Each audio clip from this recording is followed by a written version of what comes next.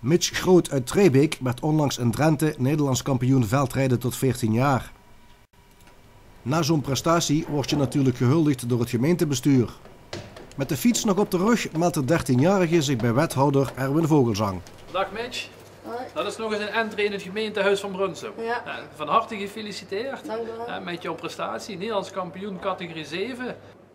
Mitch, 2 weken geleden Nederlands kampioen geworden. Van harte gefeliciteerd. Hoe voelt dat? Ja, heel fijn dus. Hoe ging de wedstrijd?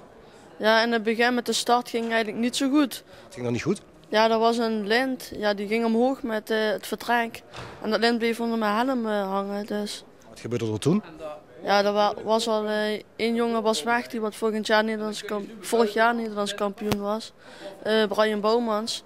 Ja, en toen moest ik daar nog naartoe rijden. En dan had ik heel veel moeten riskeren in de bochten. We begonnen al een beetje met de achterstand eigenlijk. Ja, eigenlijk wel, ja. Maar dat was niet het enige probleem waar de kersverse Nederlandse kampioen mee te maken kreeg.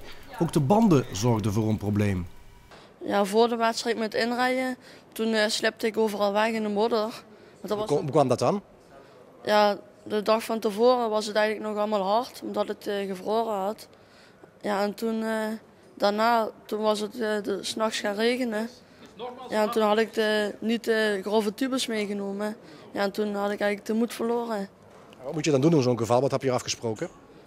Ja, de banden wat leger doen. Wat geeft dat voor voordeel? Ja, dan heb je meer grip in de bochten. De fiets van Mitch, dat is niet zomaar een fiets. Het is de fiets van oud-Nederlands en wereldkampioene Daphne van der Brand. Een van de beste veldrijdsters die Nederland ooit gehad heeft. Toch wil Mitch het ook op de weg proberen. Ook daar ziet hij kansen. Ja, ook wel goed. Want ik ben altijd bij de eerste 3 ook op de weg dus. Als je nou later moet gaan kiezen, wat wordt het dan? Dat weet ik nog niet. Een grote voorbeeld is Lars Boom. Dat is een man die fietst op de weg en in het veld. Die is ook al wereldkampioen geweest. Maar op de weg is eigenlijk meer geld te verdienen. Hè? Ja, dat wel. Maar de concurrentie is ook groter. Ja, dat ook wel. Als je dan mocht kiezen, Amstel Gold Race winnen of wereldkampioen veldrijden, wat wordt het dan? Ik denk toch wel wereldkampioen veldrijden. Meedoen aan de Tour de France of wereldkampioen veldrijden? Dat weet ik nog niet. Heb je wel een tijdje om over na te denken, hè? Ja, dat zeker. Je hebt over 10 jaar een wereldkampioen veldrijden die uit Trebeek komt.